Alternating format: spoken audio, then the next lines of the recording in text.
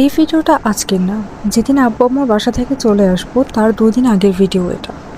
একটা video edit করে তারপর সেটাতে ভয়েস ওভার দিতে বেশ অনেকটা টাইম লেগে যায়, তাই ম্যাক্সিমাম টাইম দেখা যায় আমি এখন আর ভয়েস ওভার করি না।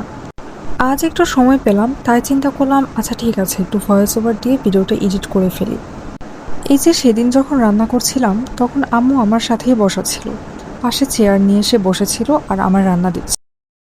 বিয়ের আগে আম্মু যখন রান্না করতো তখন আমরা 2 বোন একজনও রান্নাঘরে যেতাম না। যা রান্নাবান্না শেখার সেসব বিয়ের পরেই শিখেছি।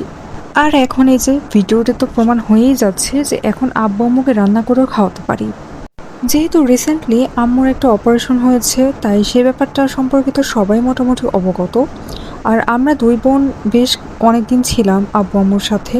আর আম্মুকে একেবারেই রান্নাঘরে ঢুকতে দেওয়া হয়নি, সব রান্নাবান্না আমি আর আমার বোনই করেছিলাম। আর আমার বোন চলে যাওয়ার পর আমি করেছিলাম কিছুদিন।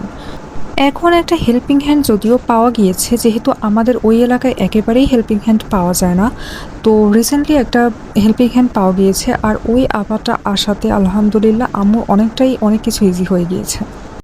এখন বুয়া সব রেডি করে দিয়ে গেলে আম্মু মোটামুটি রান্নার একটা প্রিপারেশন নিয়ে নিতে পারে। তো এই যে সেদিন হচ্ছে বিফ রান্না করেছিলাম আর এখানে আম্মুর জন্য ভেজিটেবল রান্না করেছিলাম। এই ভেজিটেবলটা কিন্তু আম্মুর খুব পছন্দ। আমি বাসায় গেলে যখন আমাকে কিছু রান্না করতে বলা হয় প্রায়ই আমাকে এই ভেজিটেবলটার রান্নার দায়িত্বে দিয়ে দেওয়া হয়। সেদিন যদিও আমি এটা রান্না করেছিলাম যথেষ্ট সাদামাটা ভাবে, কারণ আম্মুর জন্য যেহেতু মেনলি রান্না করেছি তাই এটাতে আমি এত কিছু ইউজ করিনি, কোনো রিচ ফ্লেভার বা কোনো সস ইউজ করিনি।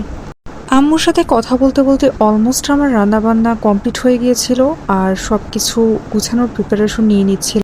তো এটা জাস্ট একটা র্যান্ডম ভিডিও ছিল। তো কেমন লাগলো আমার আজকের ভিডিও কমেন্ট করে জানাবেন।